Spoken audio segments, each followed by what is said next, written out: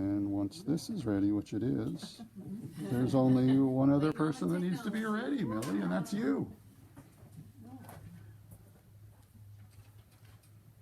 Good evening, my name is Millie Bennett, and I'm a high school intern for the Pat Conroy Literary Center.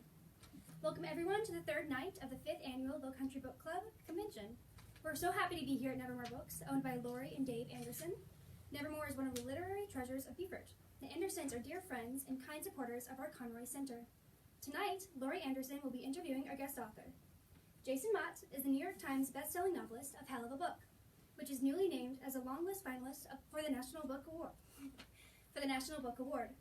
Hell of a Book has also been featured as a Read with Jenna Today Show book club pick and has been highlighted in the recommended reading list of Good Morning America, Entertainment Weekly, The New York Post, USA Today, Fortune, Real Simple, and The Root. Mr. Mott is the author of 3 previous novels, including The Returned, which was also a New York Times bestseller and was adapted into the TV series Resurrected.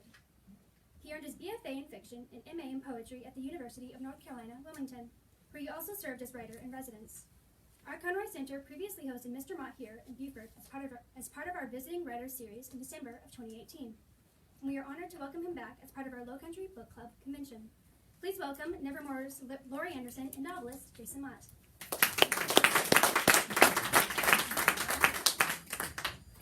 Hi there. Hello. That was a great introduction. It was a I'm gonna take great you around and introduction. like introduce me more often. Like, that's a great introduction. I don't got anything prepared for you. It's all right. It's all good. That was the first thing Millie has ever done as a Pat Conroy Literary That's Center. pretty good. Awesome. All right. So many questions.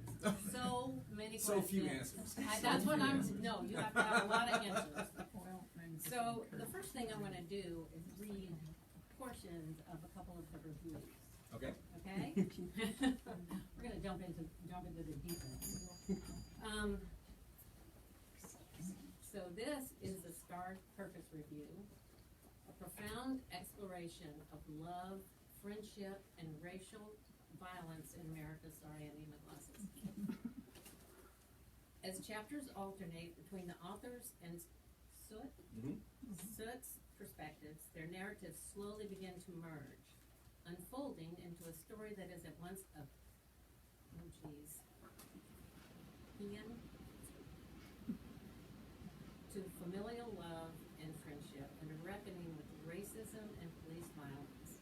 By turns playful and surprising and intimate, a moving meditation on being Black in America. And then on the shelf awareness, just the last line of this review, Mott's unflinching meditation on racism, violence, and navigating life as a Black man in America is a surreal and searing triumph. So, could you talk to us a minute about that?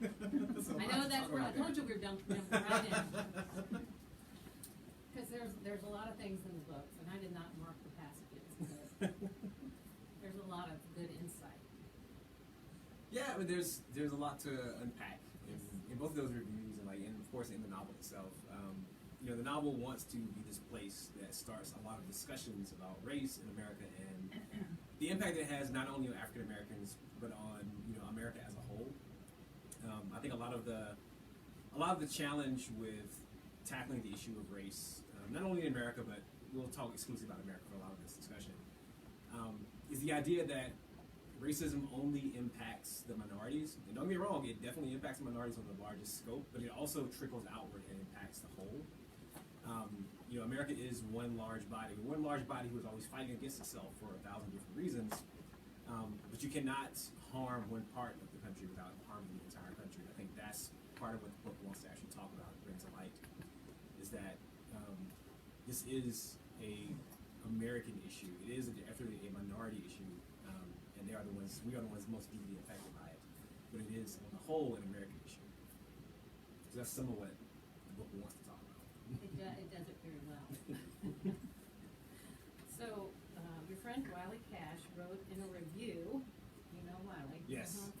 of your book For the Bitter Southerner, that after your first book tour for The Return, 8 years ago, wow. I know. You were determined to write an absurdist comedic novel about an author on a book tour. Now, can you share any of the stories that? Oh, I can share a lot of them. Okay, well, share a couple of those stories. No, book tours. So book tours outside of COVID, obviously, are a very strange phenomenon. So when the return came out, I was working this job at Verizon Wireless, answering phones, hating life because it's a terrible job to have. But then in less than a year, I went from that to being a best-selling author with a TV series and all this stuff happening really quickly. So when the return launched, when it came out like August, I think it was August 13th or August something of 2013, I was on the road for 2 months, pretty much, traveling. And what that looks like, people, when you tell people, yeah, I've been traveling for book tour, they think it's this very glamorous, exciting life where you're in like these famous restaurants, you're meeting cool people, and you're doing stuff. And that is not what it is at all. The reality of book tour is you wake up at 5 a.m., you get dressed, you shower, maybe. You jump in a cab at some hotel somewhere, you sprint to the airport, you catch like a 6 or 7 o'clock flight. You land in the new city somewhere, and you immediately start answering phone calls and doing email tag. You're doing radio interviews. You're talking to people about stuff later on in the day. Maybe they give you a media escort, someone who shows you around the city. So they drive you to like bookstore to sign stop throughout the day. So by like 11 or 12, by noonish, you're still just out doing stuff. You haven't slept, you haven't rested, you're just doing stuff. You keep doing, you go radio interviews, maybe TV interviews, maybe like newspaper interviews. You do all of that till like 5 in the evening. They take you back to the hotel, let you like shower, maybe. Then you're out and you're off in the bookstore. You're off to a bookstore somewhere at about 6 or 6:30. You do a reading event there. You talk to people. You're there until like maybe 8 or 8:30. Then you're back in a cab or wherever. You're back to the hotel. You do a bunch more email tag, maybe a couple more radio phone interviews, and then you're in bed around 11. And you wake up at 5 a.m. the next day. And you do it again for 2 months. There was a period of when the book launched. I was on the road for 10 days. I was home for 18 hours. I was on the road for 7 days. So that was the chaos of book tour. And it was so bizarre. Like there's one point where I actually passed out from like exhaustion on the flight. And I don't mean like I was in my seat taking a nap. I mean like I fell out in the middle of the aisle. It's really funny. It's funny now. It wasn't funny at the time. Because I was on the West Coast flying from like I think San Francisco to Portland or something, like a 10 o'clock flight. And I got on the flight feeling fine. And then like I took a nap as we were taking off. I wake up in the middle of the flight, so we're at altitude 30,000 feet. I wake up and I'm just dripping sweat. Like my shirt is like literally soaked through with sweat. I had no idea what was going on. I thought the air conditioner on the plane was broke. We're all gonna die. Like what's happening? I look around. Everyone else is fine. They're taking naps like a normal flight would be. And my stomach felt kind of queasy. I said, well, let me get up and go to the bathroom. I don't want to like vomit on people. Like it's a terrible thing to do in public. So I got up, got to the aisle. I took 4 steps down the aisle, and I noticed the floor was moving forward. I said, oh, that's really interesting. And it was actually me, like, falling backwards. And the funniest part, this guy, this really amazing guy who I never saw again, was sitting in his seat, had his earbuds in, and he's, like, just listening to music on the flight, relaxing. He had an aisle seat. And he looks up, and he sees me starting to fall. And he goes, no, and he reaches for me, but the seatbelt catches him and he misses the grab. So he tried though, he really tried to stop it. So like I fall back, I completely goes black, I'm unconscious. I wake up, there's like a light shining in my eyes. I'm like, Jesus, that's you? Like, no. It's just a flight attendant. He's like, sir, like, are you okay? What's going on? So they got me up and I was like, oh God, so embarrassing. They marched me to the back of the flight. They put me in that little cubby where like the flight attendants work, back by the bathroom. This woman comes out in the bathroom, has to literally step over my body to get in her seat. Really embarrassing for both of us. But I'm there, like they're giving me orange juice to kind of get my sugar back up, and they're asking me questions, trying to keep me talking because I just passed out on their flight. So this very wonderful flight attendant says, hey, you got any issues we should know about, medical issues? I said, no, I'm actually really healthy. I think I'm just really tired. She says, well, why are you so tired? I said, well, I've been traveling a lot. She goes, well, why have you been traveling a lot? I said, well, I was on book tour. She goes, oh my God, what's your book about? So even when you pass out on a flight, you wake up pitching your book to people. So that was a lot of what book tour was. It was this very surreal, strange. Like there was a point where I woke up, didn't know what city I was in. Like, I mean true. Like, I woke up in a hotel room. It had to be on like a flight. So I rush downstairs, I check out, I get in the cab. Cab's taken to the airport, and I tried to check into my flight on my phone, but there was some issue with it.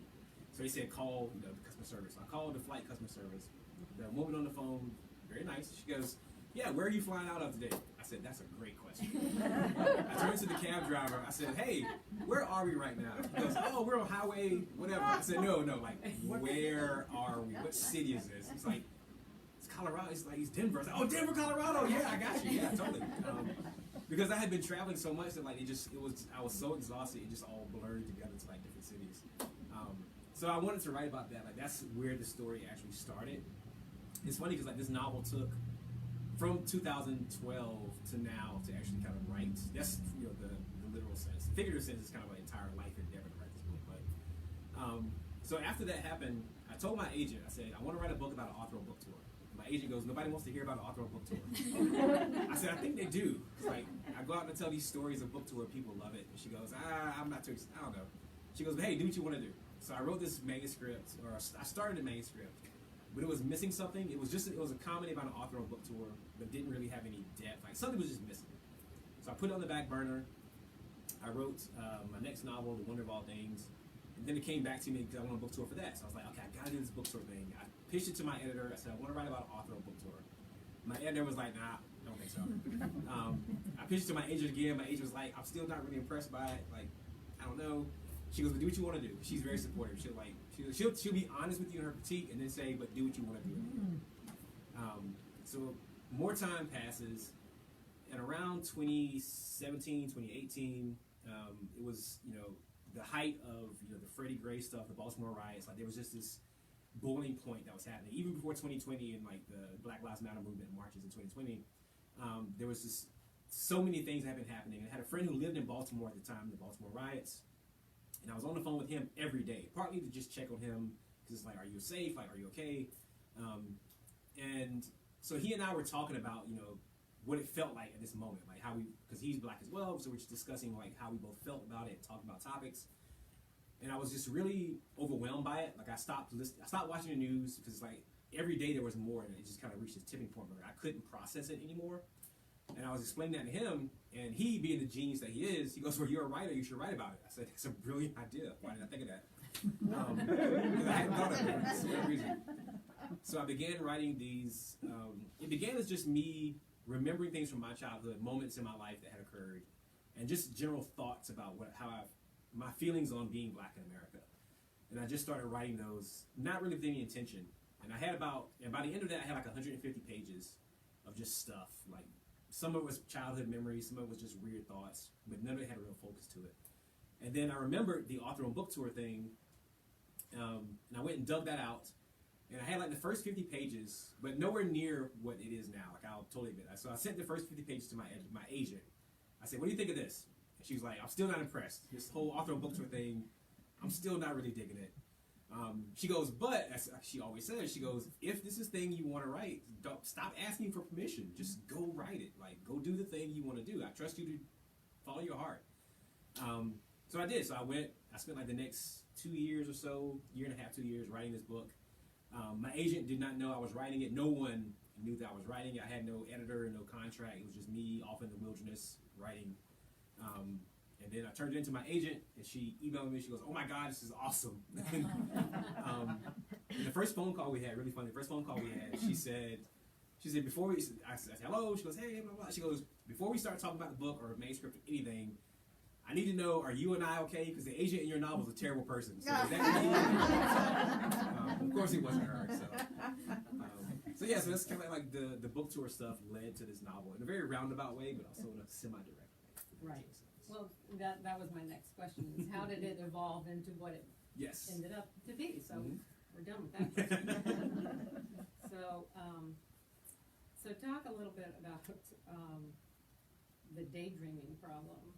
It's like where fantasy and reality intersect, and being able to tell the difference between the two. Is this something that actually happens? If I say yes, you're going to medicate me. I'm joking. No, we all. Yeah, no. So that came out of this context of me wanting to capture. Part of it is how I see the world. Like, I've always had a very vivid imagination. I want to be a writer. Like, it tracks, right? It makes sense. So part of that, the narrator's sense of imagination comes from the type of art that I love, the type of poetry that I love, the type of movies that I like, stories that I like to read, are about highly imaginative people. They are stories about the blending of reality and imagination. And I felt like I really wanted to write a narrative that just pushed that to the nth degree. Like, no more holding back and saying, oh, this is kind of the real world. I said, no, let's just take it and go as far as I want to go. Because again, for once, I was writing, not once, but like for the second time since, the return, I was writing a story which there was no editor for it. Nobody told me I could or could not do something. There was my agent didn't even know I was writing it. Like, there was no one looking over my shoulder to tell me what to do. So I said, well, if I'm doing it by myself, I'm going to make it the craziest, wildest story that I can and just have fun with it. And so part of it came from me wanting to capture my own overactive imagination and tell an imaginative story.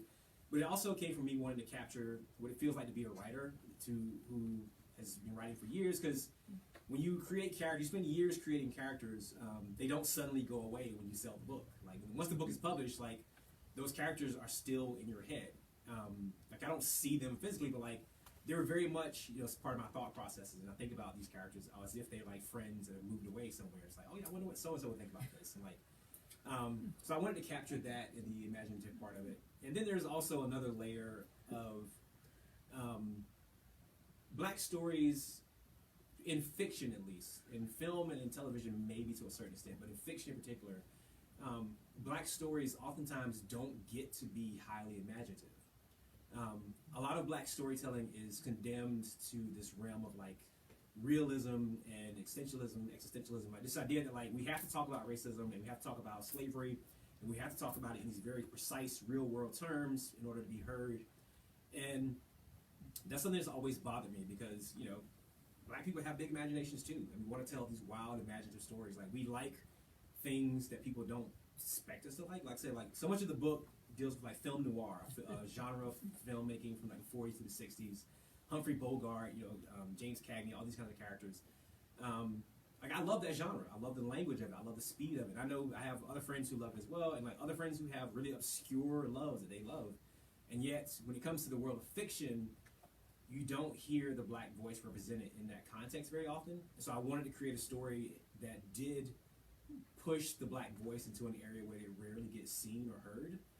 Because I know from I'm not the only person who, like, I'm not the only black kid who grew up wanting to see that weirdness reflected. And so at some point you have to kind of reflect that and be the person that someone else can see doing it. It's kind of like, if you don't see the person that you want, you need to be the person you want so someone else can see that. So that's kind of why I push the imaginative part of it as well. Like, a lot of my writing now is dealing with the imagination component of minorities. Great. Okay, so there are a lot of hard truths in Hello Book, and you still give the reader plenty of opportunity to laugh. So how hard is it to manage that balance? It's pretty difficult. But it's pretty difficult, but it was also very essential. And it was not only essential for the reader, because you always write with the memory that the reader is going to be there at some point. You need to anticipate them. That's a whole other writing discussion. But I also did it for myself. Like, there's a bit of selfishness in the comedic parts, because again, like, there are components to the novel that are semi-autobiographical, and I will deny certain parts and just kind of hide behind all this kind of stuff. But like, there's a lot of myself in this novel, probably more of myself in this novel than I've ever had in most of my larger published projects. And that made me very uneasy. I'm a very private person. Like, I'm the kid who stood in the back of the room and read books and like avoided conversation, avoided being in front of people. You probably can't tell it now, but yeah, I've learned to hide it very well. And so the comedy. So after spending weeks, or sometimes months, working on really hard, emotional, dramatic scenes that were oftentimes like very painful for me to write, I just needed to laugh. Like, I was burnt out, and I needed to laugh at something. And I knew that as a reader, if it was burning me out as a writer, I was pretty sure that I'm burning my reader out here too. And so I want to make sure my reader is laughing as well, because I didn't want it to be this slog through Hades. I wanted to kind of like have these highs and lows. I tell my students when I teach sometimes, I said you have to think of big moments in writing as pushing your reader underwater. You're diving underwater, they're holding their breath, and they're stuck in this moment, and it's suffocating, and they're ready to get back up and like have a blast of fresh air. So I wanted the comedic scenes to be this breath of fresh air where you finally, erupt from the water and like you can gasp a little bit and like feel the sun on your face for a minute and then dive back down again and feel all these kind of hard emotions and then come back again and laugh for a few seconds and then go back down. And as the book moves forward, the two layers kind of start to blend together. Where like early on, it's very stark. The differences, like here's a heavy scene, here's a comic scene, here's a heavy scene, here's a comic scene. But as you get towards the end, the two blend together and start to blur the lines between what's comedy and what's actually drama. And so it was something for the reader to keep them moving through. It was also something for me as a writer to keep me stable. And you did keep that balance really well from a reader perspective. Thank you. For sure. So, all right, we already talked about that. I can't even do that one again. you already just talked about everything on that question. So we're going to move on. We're going to move on to Nick Cage. Oh, man. We can talk Nick Cage all day. Well, you might have to, because you already answered a whole bunch of questions and all your other I'm answers. sure people out here have questions. Which is totally good, yes, and they get their chance to. Good. But yeah, let's talk a little bit about Nick Cage. Cool. Yeah, What do you want to know? Well, so how did you pick the movies? Because there's a lot of movies. Yeah, there's a lot of movies referenced there. I tried to pick the ones that were kind of like the top, because Nick Cage has a big body of work, and it's not all equal. I'll say that. So I tried to pick the ones that I thought like were special to me, or just were like the higher end ones, the ones that people knew the most. But I also threw a couple of more obscure ones in there. You really did do that. Because if you read the book, you probably can tell like I'm a massive Nick Cage fan. I have been I can't remember not liking Nick Cage. I've probably been a Nick Cage fan my entire life. But he also, it's funny, like he made his way into the book at the 11th hour, so to speak. Okay. And then once the scene was written, it fit like 1,000 different ways. It was like, how was he ever not in the book? Because the backstory on that scene, like the character is like, so my agent and I were like in the final stages of like preparing to go to the publishers. Like her and I had been editing it for a few months. Like we were getting the book really whittled down. And it was like the last round of editorial notes from her. Because I listened to my agent's pretty smart, and she had someone else helping her with the editing. So it was like 3 of us working on editing this book before we sent it to publishers. So before this, there had been like a few more like sex scenes, like just weird, chaotic sex scenes in the book. And my agent saw it was They're very fun scenes. There were a couple more that were just as, in my opinion, just as strange and weird. There were a couple more too. But my agent read them, and her and her assistant read them, and they both were like, these are okay, but they're not furthering the narrative. She's like, they're just kind of repeating things you've already seen and doing it in a fun way. She's like, they're fun scenes. If you want to keep them, that's fine. She goes, but I think they could be taken out and maybe add something else here, or just take them out altogether. Don't add anything else. And I was kind of wanting to push back because like I thought they were great scenes. I thought they were fun scenes. But of course, the longer I said, because my agent's pretty smart, the more I said to them, I said, well, she maybe has a point. And so I emailed her back. I said, I'll make a deal with you. I said, if I take out these scenes, I'm putting a Nick Cage scene in. Because why not? And she goes, I don't care, do it. Said, you can make it work, do it. And so I sat down like 3 or 4 days and wrote this Nick Cage scene, and just went back and like, because I had to sprinkle the Nick Cage references throughout the book, because like he hadn't been referenced throughout the book. So I go through the entire book and I add all this stuff. It's like a week adding him into the book to make him fit, and it worked out really wonderfully. Thematically, it works because a lot of what Hella Book also wants to talk about is this idea of how people see you versus how you see yourself, and how one affects the other. Oftentimes, how you see yourself as a minority is heavily influenced by how the mass media and like the majority sees you. And that is a very oftentimes a negative thing. And so one thing that and this is me as an author, not like the author of the book, but me as an author, and one thing I admire about Nick Cage, one of the many things I admire about Nick Cage, and again, I've never met him, so I don't know if this is true, but I believe he has a strong understanding of how others see him, and he very much influences and drives that narrative in the direction that he wants it to go. And I think that it is a very powerful and difficult thing to understand how others see you and to control the way in which you're seen through the lens of others, and to find yourself in that. I think that's a very bold and very difficult thing to do. Like to both, to see who you are and to see how others think you are, and then to stake your claim to who you actually are. I think that's a very hard thing to do. And I think he does that. I think he knows that we make jokes about him and that people, you know, see him as this thing that's, you know, sometimes great, sometimes terrible, and he leans into it. Like, he has built a kind of persona around that.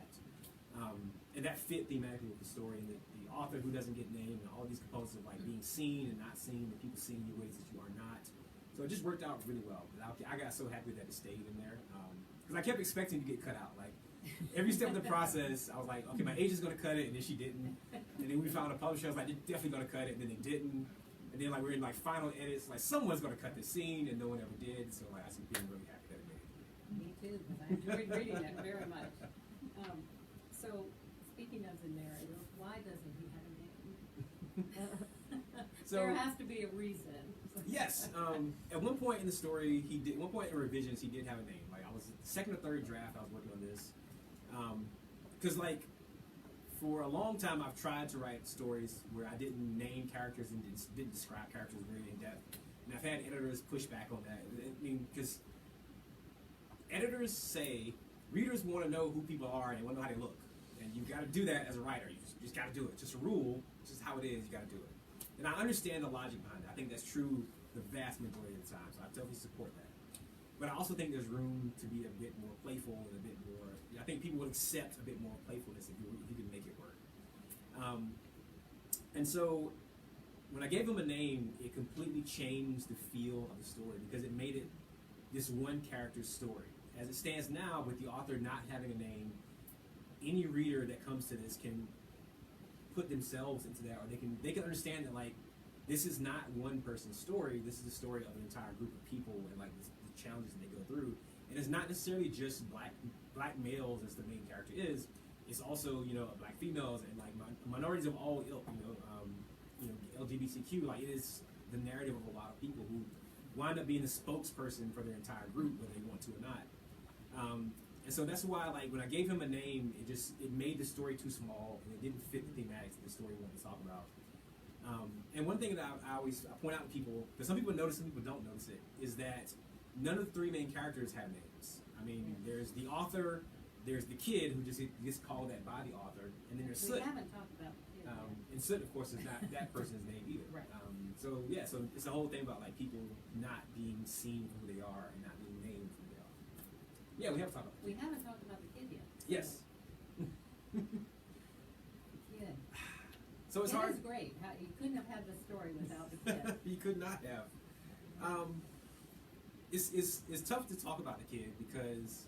Well, That's okay, right. talk about, was he there from the beginning when you started writing, or did he just appear to you? I'm going to sound, you know, I'm sure I already sound fairly crazy to deal with. But no, the kid just showed up one day. Like, it sounds really weird. Yeah, no, it doesn't. But I had gone through a couple of drafts or revisions. I was probably in like draft 4 or 5 of revisions. I do a lot of drafting, like literally like from 0 to like send it to my agent is like 12, 13, 14 revisions. Like, I do a lot of revisions. But I was somewhere around like draft 14 or so.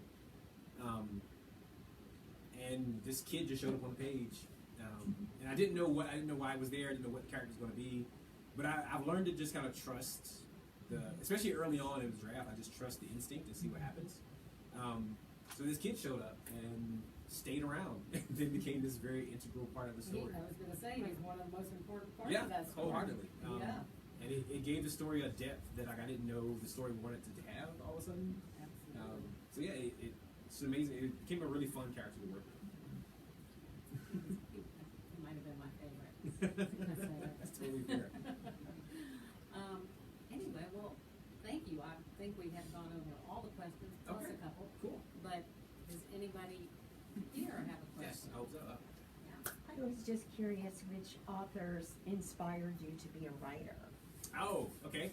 The two biggest authors I always cite for making me want to be a writer are William Golding, Lord of the Flies, and John Gardner. John Gardner probably gets the heaviest amount of credit for like making me want to be a writer.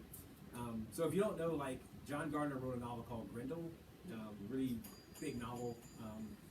But so I grew up being a big fan of mythology and folklore, as a lot of kids are. Like I tell you guys, I was a nerdy kid. My mom dropped me off at the library, and like I stayed there for like hours and just read about stuff. And there's the Epic of Beowulf, which is the story of like this guy going killing a dragon, killing a monster named Grendel. And it's a very classic tale. You got the hero, you got the monster, hero kills the monster, done. That's all there is to it. So John Gardner's Grendel takes the narrative of Beowulf and retells the story from the monster's point of view. So I was about 14 or so, and I was in, I think it was a lit class, it was on the lyric class, and I reading a piece of that novel, not the entire novel, just an excerpt from it. And it was like it was like the ending of the novel, which is a terrible excerpt to have in a book, but whatever. But anyhow, I read the excerpt, and when I finished reading it, it felt like a bell had been ringing all of a sudden inside me. Like, it completely shook me to my core. Because I didn't realize that you could get permission to retell those big narratives and like because when I finished reading it, I saw the story of Beowulf from a completely different point of view.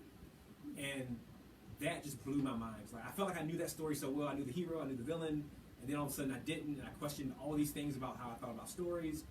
And I remember reading that, and I said to myself, I want to make someone else feel this way one day. And I started writing short stories, really terrible short stories. And you push forward about 30 years, and here we are. Other questions? That's a pretty interesting travel through learning about Beowulf. How do you, given today's psyche, are you listening to one story of the way we are and supposing the way another story is about the same story, do you see parallels? I mean, tell us about how you see today's times. How topical is that right now? I think it's very topical, because so much of the old expression is history is written by the winners. That is a very true that expression exists for a reason. It's a very true expression.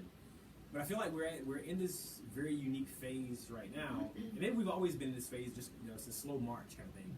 But we're kind of at this moment right now in the last 5, 6, 7 years where voices are getting permission to speak for themselves.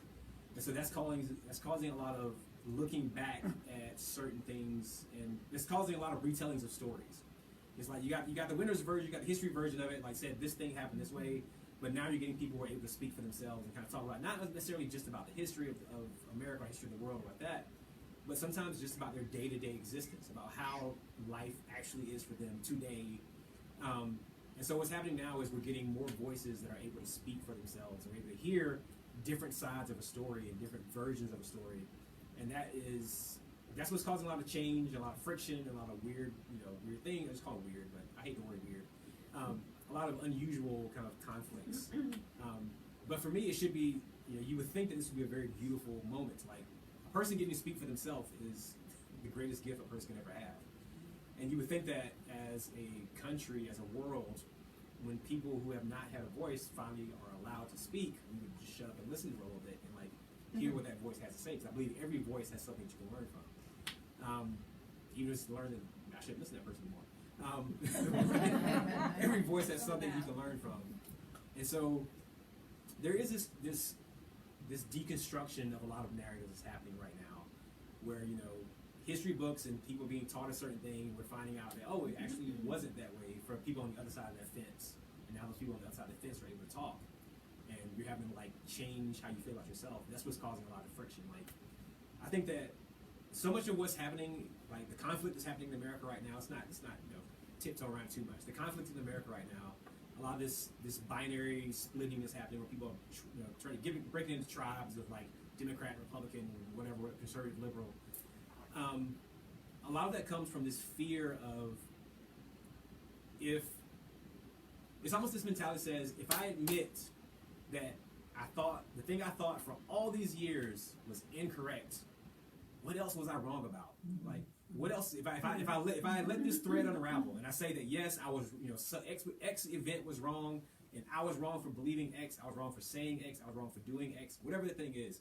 If I admit publicly that I did the wrong thing, I made a bad decision, how far does that thread go? And I keep pulling it and unraveling. Like, how many other bad decisions I've made? Like, one thing about human nature is that human beings like to feel smart. We like to feel intelligent. We like to feel in charge of our world. We like to feel that we are making sound, correct decisions. And so when you start pulling on a thread that says, no, you've made a wrong decision for a lot of years, it's hard to give that up. There have been scientists who've done like fight or flight that said that basically being wrong triggers a fight or flight response. It's that primal guttural visceral feeling of like, this can't be, so I'm going to block it off. And so rather than listen to a certain voice and admit maybe X didn't happen the way I thought it did, or maybe I've considered a thing to be wrong for all these years, it's just easier to say, nah, they're wrong, I'm right, never mind. And that's where we get to where we are now, is that similar conflict of when you change the lens, all of a sudden the story changes and people are afraid to hear a different story. Out of curiosity, where were you born and bred, and where do you call home now? All in the same place. I was born and bred in a town called Bolton, which just shows up in the novel, by the way. A town called Bolton is about 4 hours north of here, down near Wilmington on the coast. Not on the coast, but like about a half hour from Wilmington. Small town, like literally 600 people, 700 people, super small town. Born on a little dirt road. Got an uncle over here who thinks I don't work. My uncle's one of those like farming chickens, cows. He's like, if you ain't outside sweating, you ain't working. He totally disrespects me as a writer. Like, I swear. I love him. He's my favorite uncle, so I'm not bad mouthing him. But like, I'll be at home because I get up like 5 o'clock. I'm a country boy. I wake up like 5 a.m. and I start writing. Some mornings like 7:30. Hey, come help me move this plow. Man, all right. You ain't doing no work. Come out here and break a sweat. It's like, all right. So, but yeah, I grew up there and I still live there. And I absolutely love it. That being said, do you consider yourself a Southern writer, and what do you think a Southern writer is? That's a good question. It's funny because I had a friend, he and I had a similar discussion. I do consider myself a Southern writer because so much of what I write about revolves around the South. But I'm not sure I know what a Southern writer as like a genre kind of, if you say Southern fiction, I'm not sure what that means really. Because Southern fiction is, magnolias and plantations and, sweet tea on the porch and all that kind of good stuff. That is Southern fiction. But I also think Hell of a Book is Southern fiction. I think it's an unexpected form of Southern fiction, but I do think it is Southern fiction. Because the character within that story is a Southern character, and his narrative could not be the same if he was not from the South. There's that line in the story that says the South is America's longest running crime scene. Like, that is something that only a character from the South could actually like really interpret and like understand.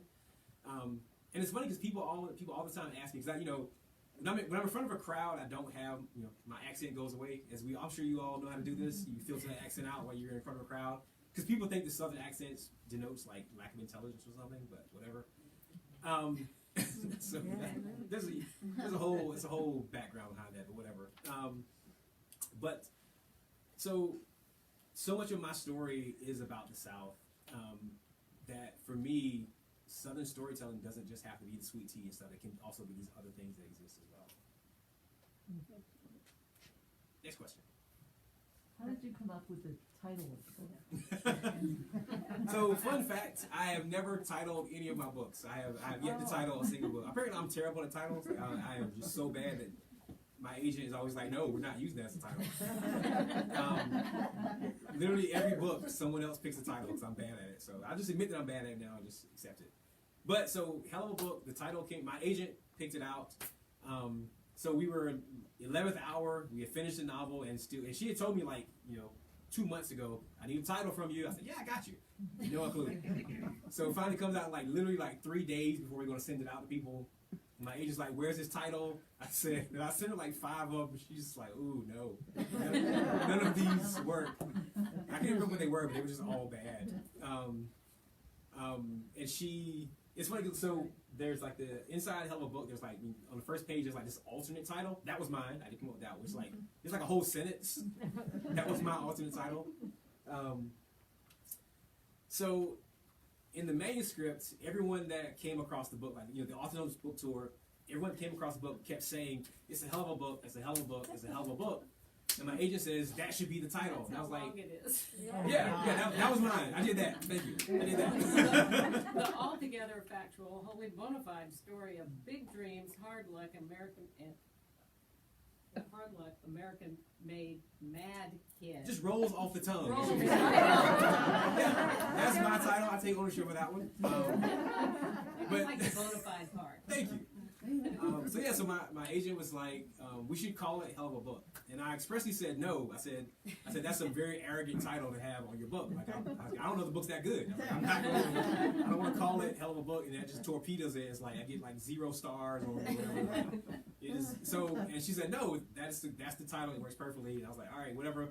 But I'm putting my extra title on here somewhere. And she was like, fine, we'll put your terrible extra title on here somewhere. So that's how it became Hell of a Book. Yeah. That's funny. Where's Rennie? Where's Renee? Is he waiting for you out there? I wish.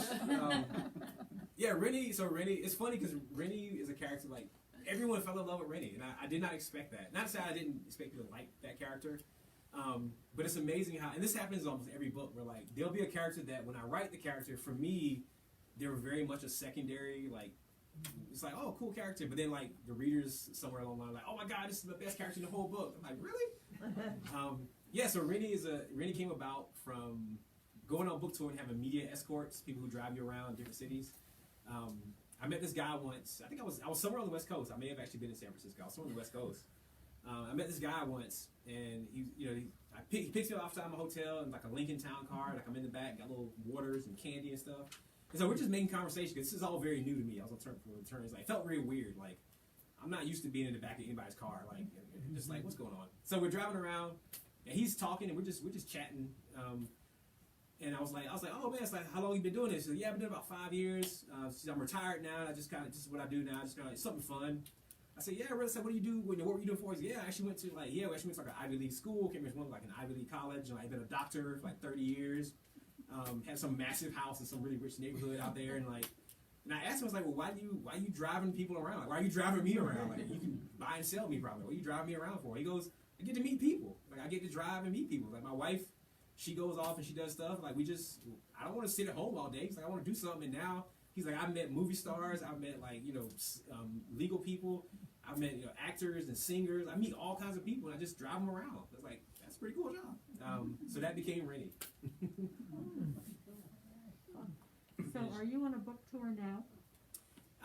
Yes, but it's much more contained thanks to COVID, unfortunately. Yeah. Well, fortunately or unfortunately. Like, it's funny because when the book was coming out, my agent was like, are you going to be able to go on book tour for this?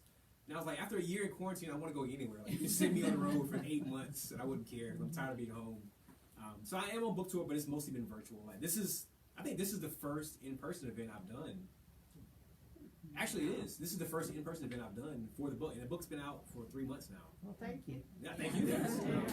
And this is the first in-person event that I've done. I've got another one tomorrow in Winston, but this is the first in-person event. So it's been all digital, which is okay, but it's just not the same. No, it's not. So what, we're here at a question, I think? Oh yeah. Is Jack somebody that they actually foisted on you in your publication? To be a PR person. Oh, the PR guy. Because there's this wonderful little statement that he gives you about who you should be and how you should be, and he goes on and on and on. And I was wondering if he was modeled on anybody, or if they actually made you meet a guy like that. No, I met a guy like that. He's not. He was. I don't want to slander anybody. The person I met was not as extreme as the one in the book, because the book's a bit of a parody, so it's turning to the 11 dial. But you take that character down to about a 7, and because there are people who are PR people out there, they're press people out there. And so when the return came out, my publisher at the time, it was a great publisher. They're like, we want you to meet this media trainer. He'll teach you how to answer questions about your book, how to talk to crowds. So it's a mixture of like public speaking combined with like the world of writing, all this kind of stuff. So I flew to New York. They had me up there for like a few days, and I go to this really awesome kind of office building. And we had to sit in this room, and like my publicist was there, and there's this guy over here. And there's this big wooden table in the middle, and I'm on this side. And at the end of the table is like a podium and like cameras set up. And so he was like, "Yeah, so go down to the podium and just tell me about your book. Stand in front of the camera, in front of the podium, in front of the mics, and tell me about your book." And so that was the actual session with the media trainer. Like, I stood down there, and talked about my book, and he would stop me and go, no, that's not really good. Like, say it this way, or think about saying it this way, and like, think about your book in these terms, talk about it in these terms, and I would try it again, and like run through it and try it again. And the thing about it was, like, it actually was very helpful, because, and it's interesting how like you do things you hate, and they wind up helping you later. But you feel bad because you're like, you still want to hate the thing you did, but you're like, yeah, but it actually helped me. So part of that, I talk about like working at Verizon Wireless, which is like one of the worst jobs on the planet, which it is. If you ever call your cell phone company, be nice to the person you're talking to, because they had nothing to do with whatever your problem is. I promise you, like they're just sitting there trying to make it home. Like they had nothing to do with it.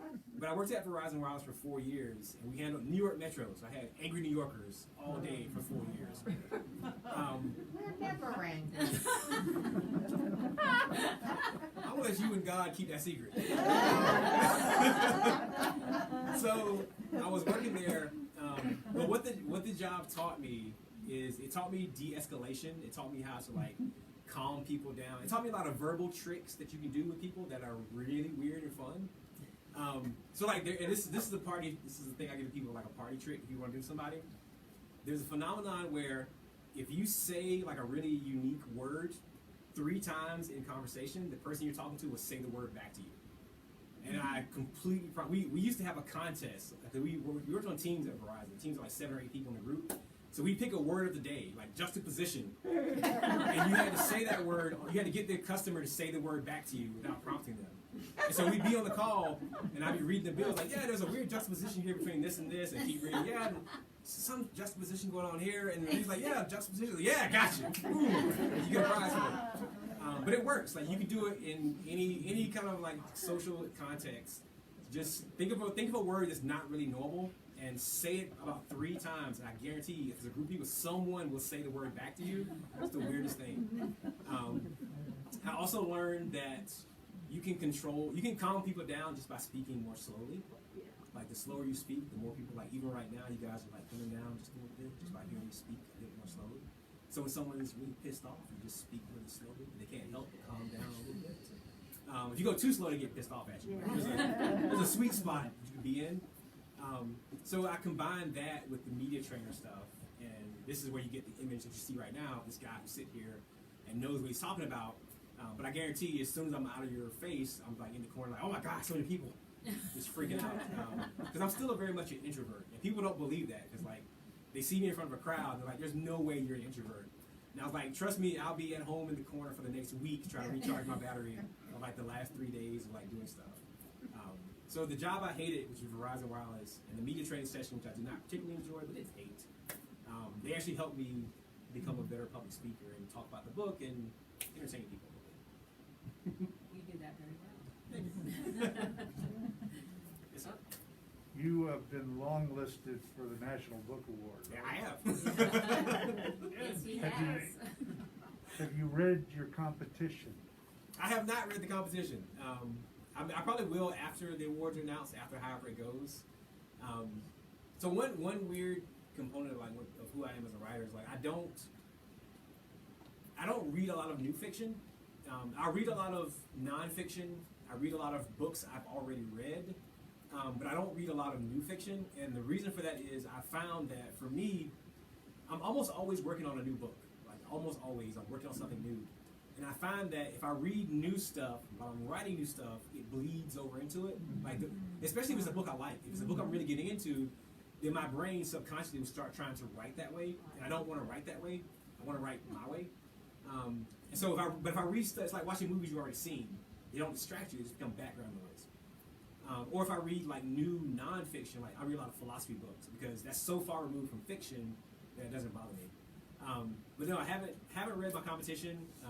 I've heard they're all cool people and really amazing books, and I hope that after the award stuff is done, I'll take some time to actually read them because I'm sure they're amazing. Like you don't get that nomination without having something to say about something. So I'm really curious to read them.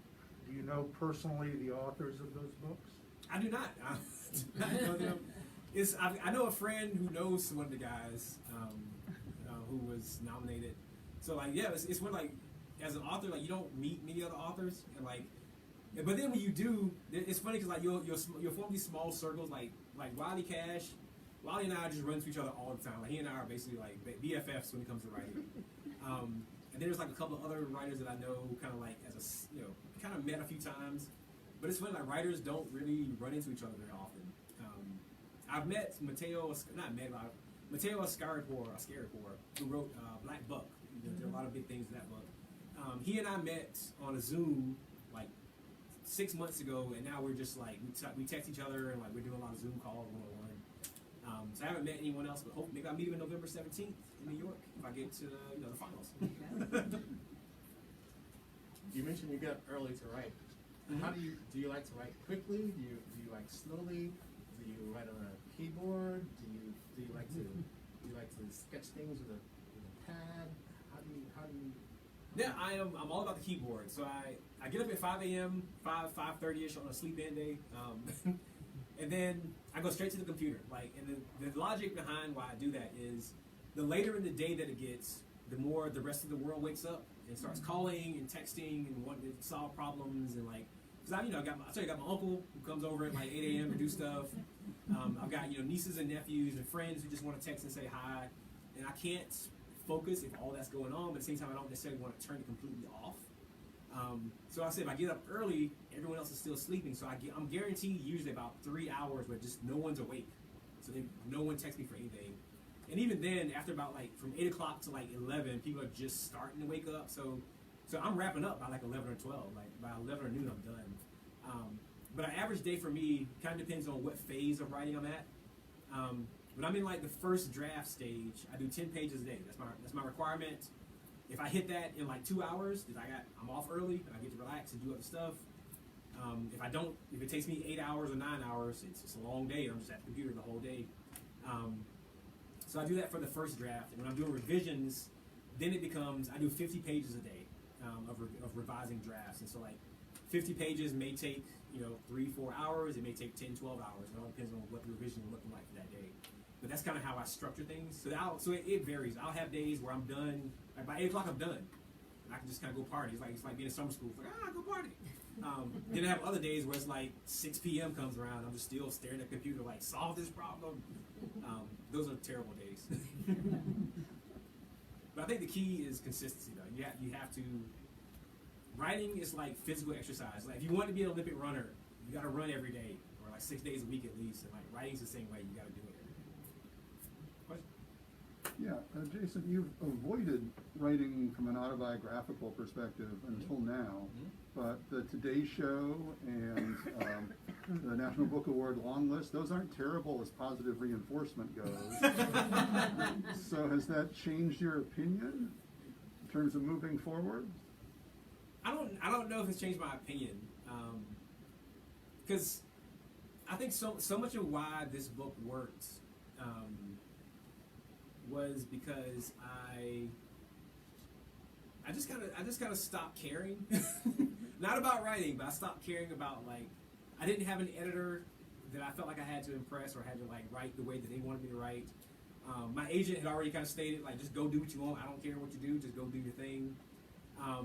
Because it's funny because I was talking to Mateo about this the other day, because Mateo is like if you go on Mateo Ascaripor, his debut novel was Black Buck. It was on like Today Show and like won a bunch of accolades, which is great.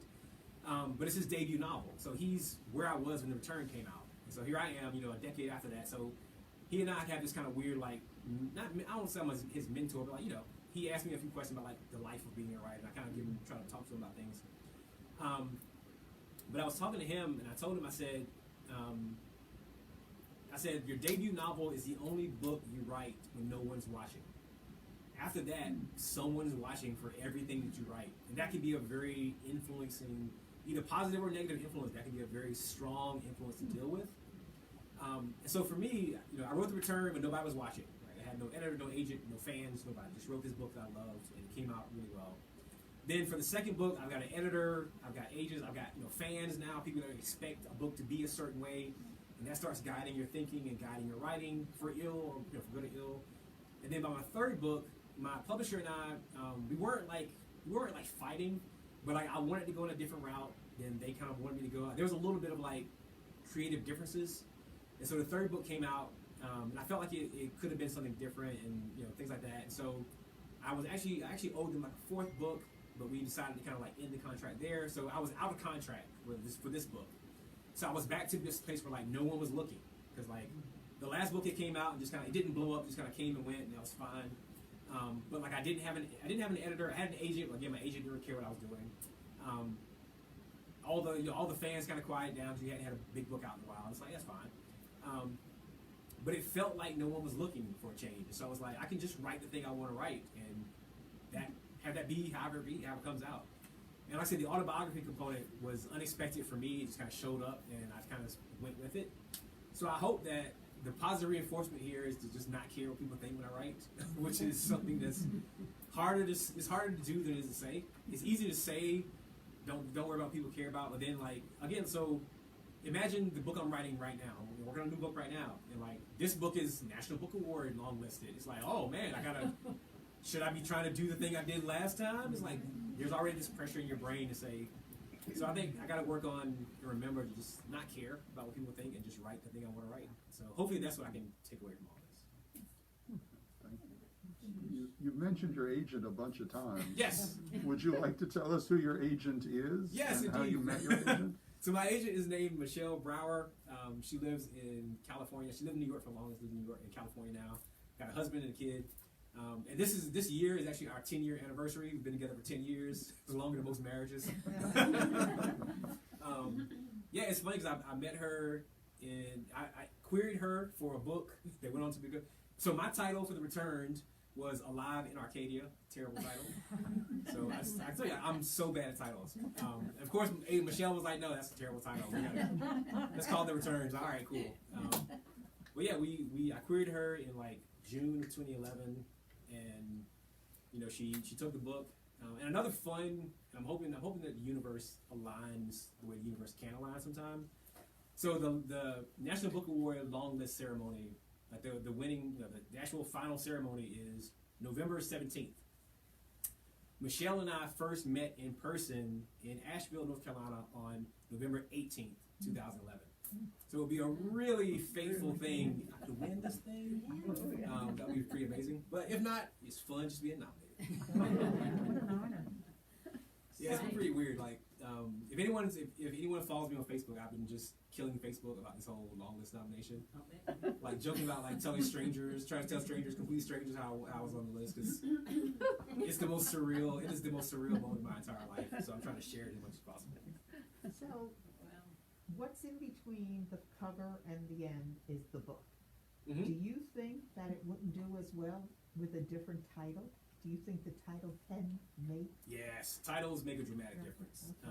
Yes, but as much as again, the book makes fun of the publishing industry. But one thing I've learned as an author is like writing is a business, publishing is a business, and like there are people that will steer things in directions because things do affect sales. Like covers affect sales, titles affect sales. So titles can definitely make a big difference, and covers make a big difference too. Next question. I have a question. Yes. How are you?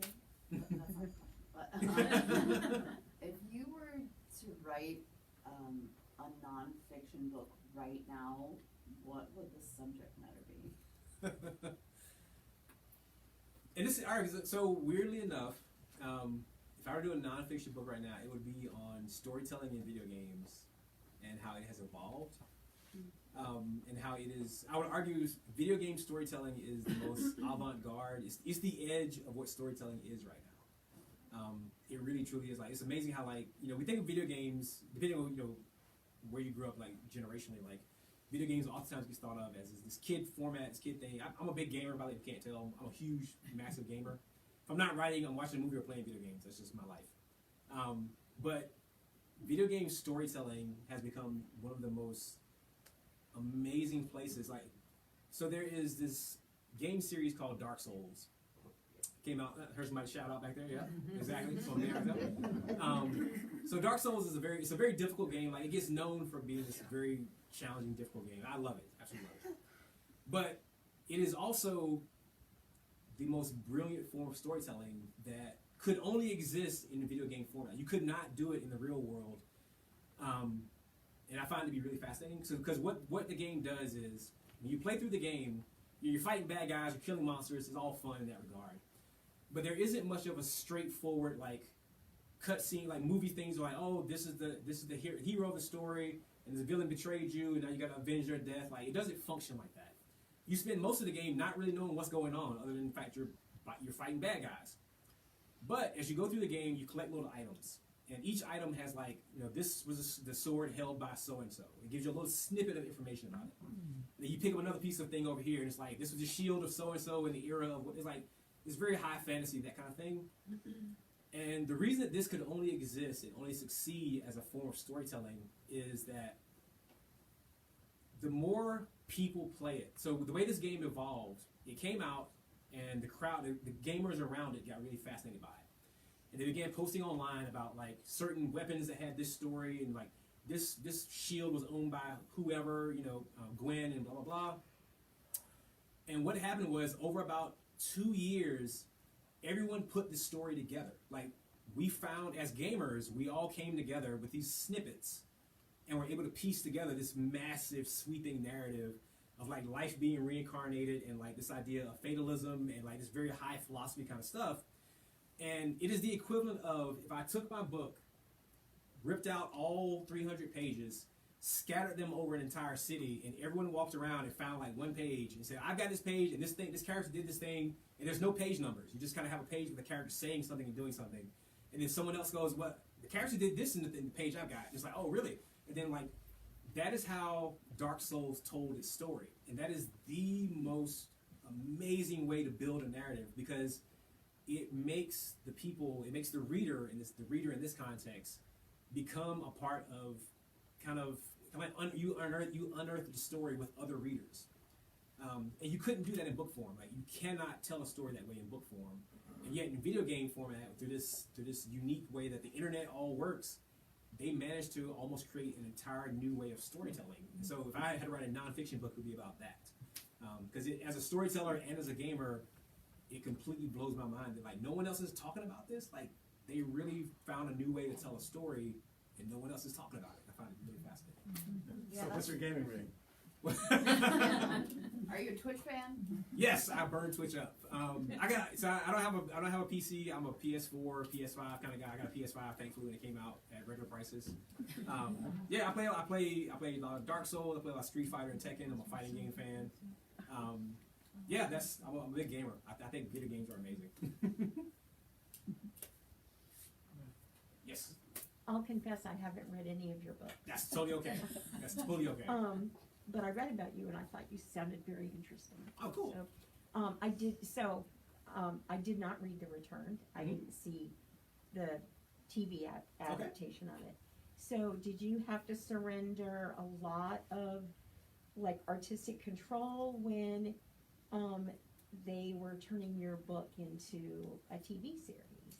I didn't have to, but I chose to. So the way options and the way that, like, when they adapt your stuff for television or film, the way that works is very early in the process, like super early in the process, you have a contract you have to sign, and you decide then and there, do you want to be executive producer, do you want to write for it, do you want to do, like, what do you want to do?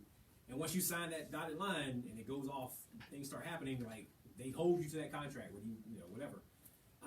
And so for me, when the return happened, it was such an unexpected, like, getting the movie off, the TV show offer was so unexpected that I told my agent, I said, I don't want to have anything to do. I want to go write. I said, I owe these guys a second novel, so I want to go just write that second novel without having to worry about trying to put a TV show together. But I don't know how to do that.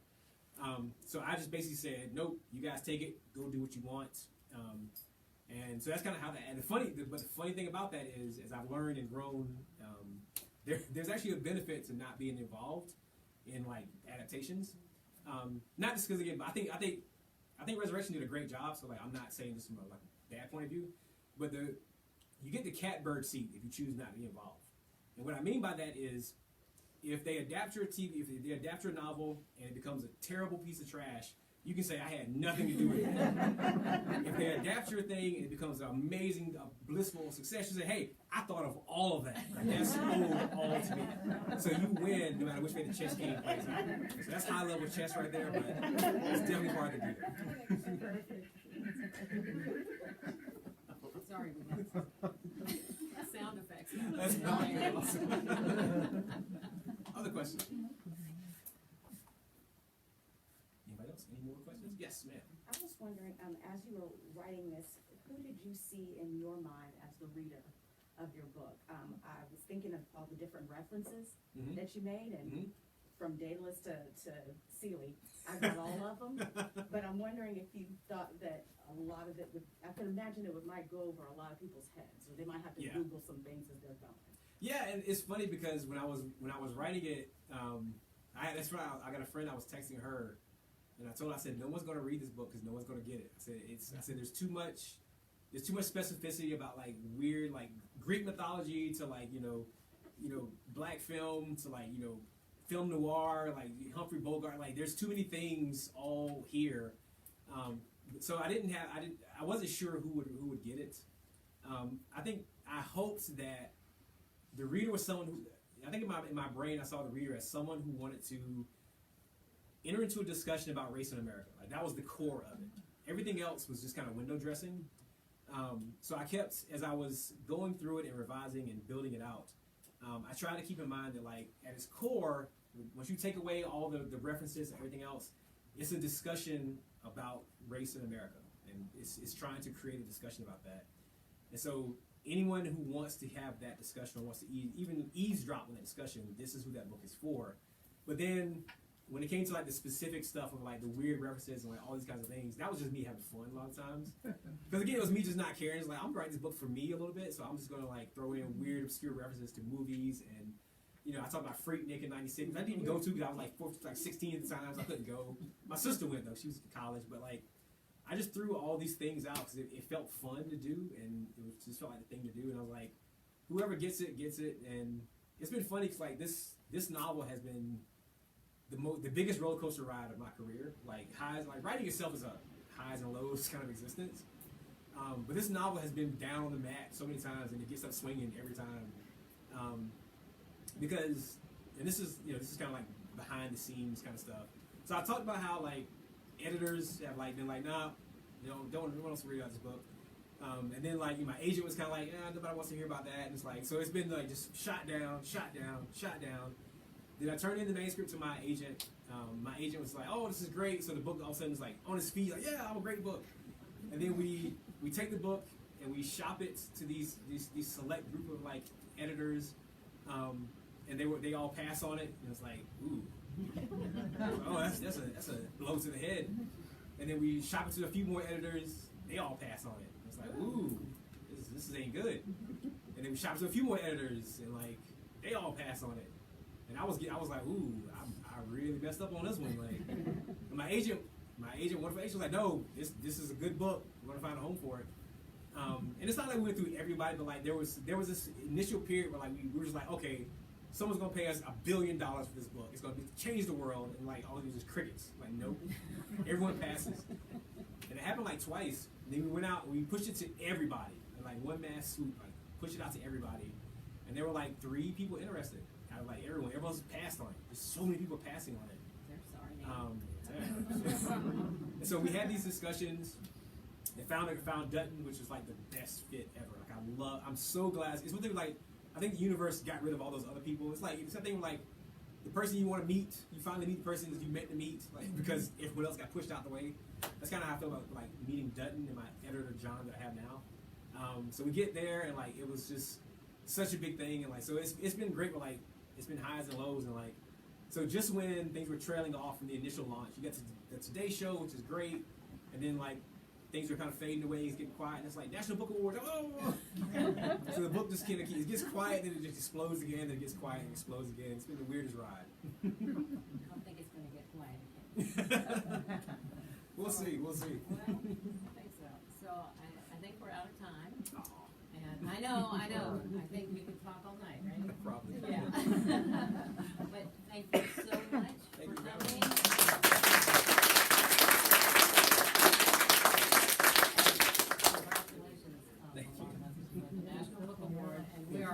rooting for you. Thank you very much.